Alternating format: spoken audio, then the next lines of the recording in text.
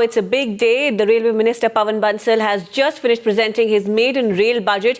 No hike in passenger fare after the fare hikes in January. This was expected, but freight fares have been increased by about 5%. That's on account of a fuel adjustment charge, which will be imposed from April 2013. That's this year. Now, safety, speed and economic viability have been on the Railway Minister's agenda largely. The Rail Minister says that they will work towards zero accidents, even though the safety fund is inadequate at the moment. He says that Railways has suffered a loss of over 24,600 crores in 2012-2013. Also adding that the Railways will work towards making facilities passenger-friendly, including e-ticketing on mobiles. Internet booking hours have also been increased. Wi-Fi is supposed to be made available on specific trains. Also, interestingly, special coaches in each train that may offer high-end facilities. Looking to the key role played by the railways in meeting transportation needs of the people, any rise in passenger fares is not and should not be viewed as a measure for profit generation. If the fares remain at a level far below the cost of operations, the railways are bound to find it hard to provide safe to the travelling public. A modest annual increase of 5 to 6% in the fares over a period of, say, 10 years can provide about 6 lakh crore by 1 lakh crore by way of additional resources, which can substantially finance internal generation component of throw forward of about rupees 75,000 crore and give additional benefit to the travelling public by way of improvement in services. Provision of announcement facility and electronic display boards in trains for disseminating on-board passenger information on approaching trains, train running, arrival platform, etc. Providing free Wi-Fi facility on several trains.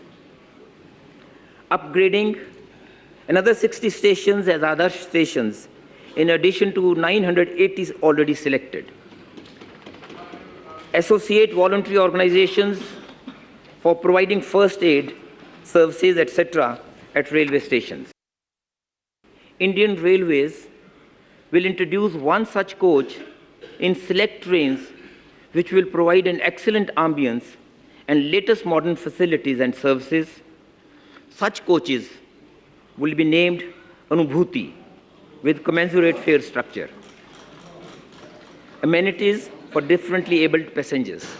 I often get to hear that congestion at the IRCTC website causes inordinate delay in accessing the system for e-ticketing.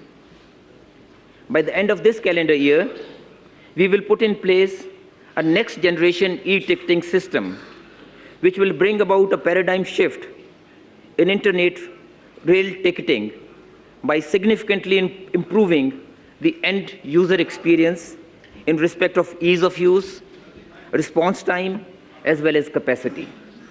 The system shall be able to support 7,200 tickets per minute as against 2,000 tickets per minute today. It will support 1,20,000 simultaneous users at any point in time against the present capacity of 40,000 users, with capability to easily scale up as demand increases in future. The system will make use of advanced fraud control and security management tools, thereby further improving transparency in sale of tickets. To facilitate the boarding of trains and exit from the stations for the differently abled and elderly, steps proposed include provision of 179 escalators and 400 lifts at A1 and other major stations, affixing braille stickers indicating the layout of coaches, including toilets, provision of wheelchairs and battery-operated vehicles at more stations, and making coaches wheelchair-friendly. In order to provide an employment avenue to the disabled people, I propose to reserve a specified number of JTBSs for them, keeping in view the fact that PCOs at stations have become largely redundant after the mobile revolution in India. For effective quality control, arrangements are being tied up with food testing laboratories in addition to third-party audit. State-of-the-art base kitchens are proposed to be set up in railway premises for better monitoring of quality of meals. ISO certification will now be insisted upon for all base kitchens. A centralized catering service monitoring cell with a toll-free number 1800-111-321 has started functioning with effect from 18th January 2013 to facilitate redressal of complaints, suggestions on real-time basis.